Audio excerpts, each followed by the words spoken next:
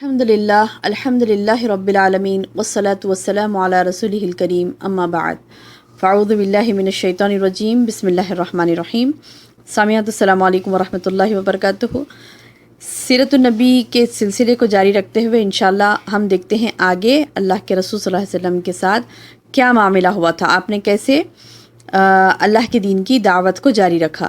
پچھلے ہم نے دیکھا تھا کہ اللہ کے رسول صلی اللہ علیہ وسلم کو لوگ اذیتیں پہنچانے کی کوشش کر رہے تھے، تنگ کر رہے تھے، ستا رہے تھے، اور کیسے اللہ کے رسول صلی اللہ علیہ وسلم نے اس کا جواب دیا اور اللہ تعالیٰ نے کیسی ان کی مدد و نصرت کی، اس تعلق سے ہم نے دیکھا۔ آگے دیکھتے ہیں بہنوں کہ جب اللہ کے رسول صلی اللہ علیہ وسلم کو کھلم کھلا تبلیغ کرنے کے نتیجے میں اس طرح سے ستایا جا رہا تھا، اور نہ صرف آپ پر بلکہ سارے مسلمانوں پر مصیبتیں ٹوٹ پڑی تھی، تو اللہ کے رسول صلی اللہ علیہ وسلم کو اللہ تعالیٰ نے یہ حکم دیا کہ آپ دار ارقم میں جمع ہوں۔ دار ارقم کہاں ہے؟ یہ دار ارقم صفا پہاڑی کے دامن میں ہے۔ دار ارقم صفا پہاڑی کے دامن میں تھا، اور یہ گھر تھا ارقم بن ابی الارقم مخزومی کا، اور یہ پہلا قدم تھا جو احتیاطی طور پر اللہ کے رسول صلی اللہ علیہ وسلم نے اٹھایا تھا۔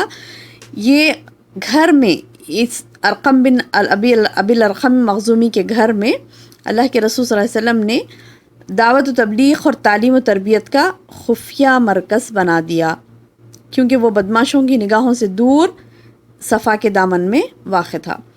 چنانچہ آپ وہاں جاتے، صحابہ کرام کے ساتھ خفیہ طور پر اکٹھا ہوتے، ان پر اللہ کی آیتیں تلاوت فرماتے، ان کا تزکیہ کرتے، انہیں کتاب و حکمت سکھاتے۔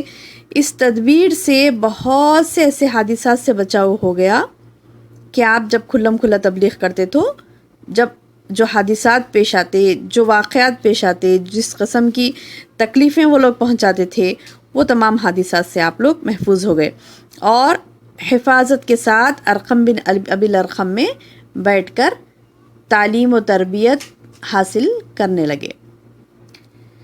اس کے بعد یہ ہوا بہنوں کہ جیسے اللہ کے رسول صلی اللہ علیہ وسلم کو تو وہ لوگ نہیں روک سکے، اور نہ آپ صلی اللہ علیہ وسلم نے نہ صرف ارقم میں ہی، دار ارقم میں ہی صحابہ کو تعلیم نہیں دی، بلکہ دار ارقم میں تمام صحابہ کو تعلیم دیتے، اور باہر جا کر آپ کھلم کھلا تبلیغ بھی جاری رکھے اللہ کے رسول صلی اللہ علیہ وسلم۔ ایسا نہیں کہ اب دار ارقم میں بیٹھے اور صرف صحابہ کو کتاب و حکمت کی تعلیم دے رہے ہیں، اور باہر یعنی دار ارقم کے باہر کچھ نہیں ہو رہا ہے، ایسا نہیں تھا، بلکہ دار ارقم کے باہر بھی اللہ کے رسول صلی اللہ علیہ وسلم جاتے، جیسے مکے میں کعبۃ اللہ میں بیٹھ کر نمازیں پڑھتے، اور وہاں جو بھی مشرکین آتے تو ان کو اسلام کی دعوت دے رہے تھے۔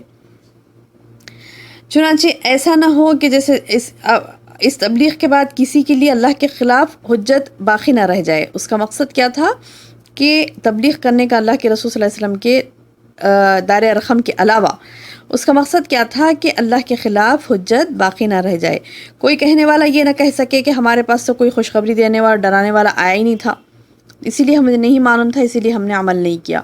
یہ بات کسی سے نہ ہونے پائے، اسی لیے اللہ کے رسول صلی اللہ علیہ وسلم نے تبلیغ کو جاری رکھا۔ تو بہرحال ایک احتیاطی قدم یہ اٹھایا تھا، اور دوسرا احتیاطی قدم یہ تھا جو اللہ کی طرف سے حکم تھا ہجرت کرنے کا حبشہ کی جانب۔ حبشہ ایک ملک ہے جہاں کا بادشاہ نجاشی تھا، اور وہ انصاف پسند حکمران تھا، اس کے پاس کسی پر ظلم نہیں ہوتا تھا، تو مسلمانوں کو یہ ہدایت دی گئی کہ وہ خفیہ طور پر ہجرت کریں۔ کہاں پر؟ حبشہ۔ اس ہدایت کے مطابق رجب سن 5 نبوت میں مسلمانوں کے پہلے قافلے نے ہجرت کی۔ اس میں کتنے لوگ تھے؟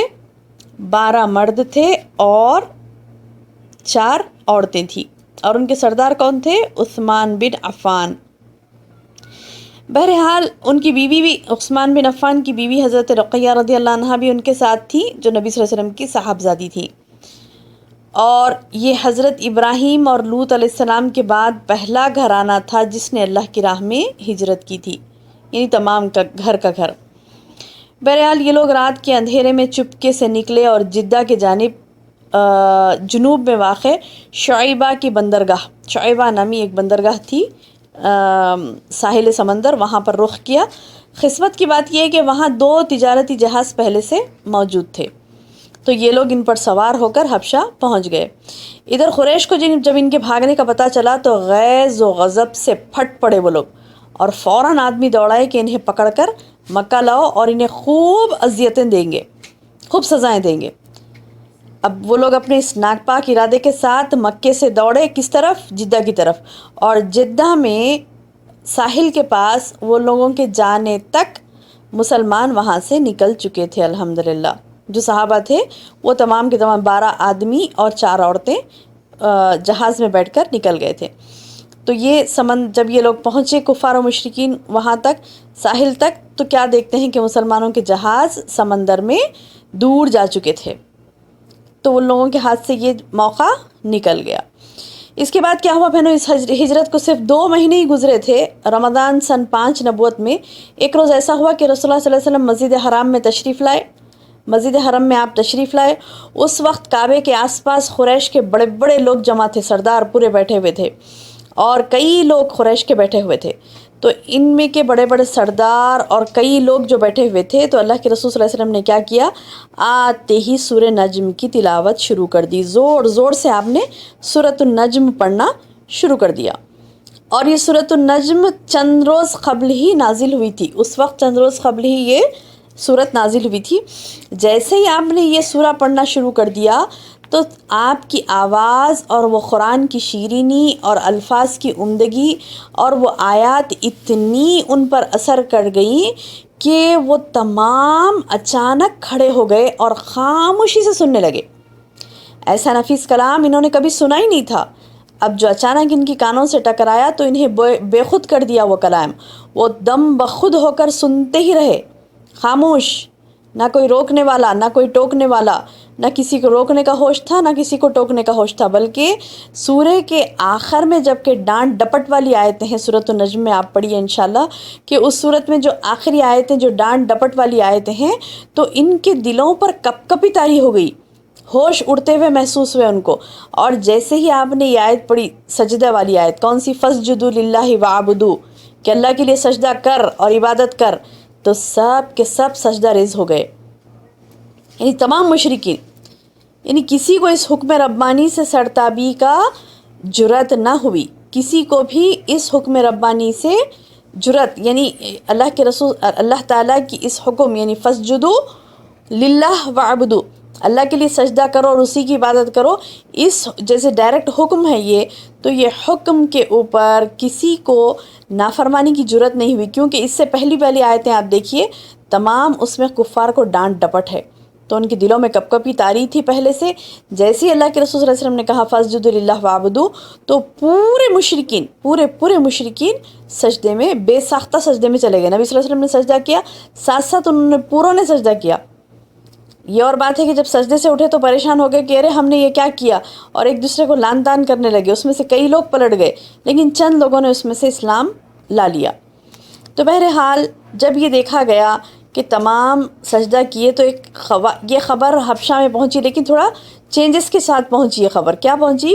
کہ قریش مسلمان ہو گئے ہیں۔ کہاں پہنچی یہ خبر؟ حبشہ میں۔ حبشہ میں کون تھے؟ جو مسلمان ہجرت کر کے یہاں سے گئے تھے۔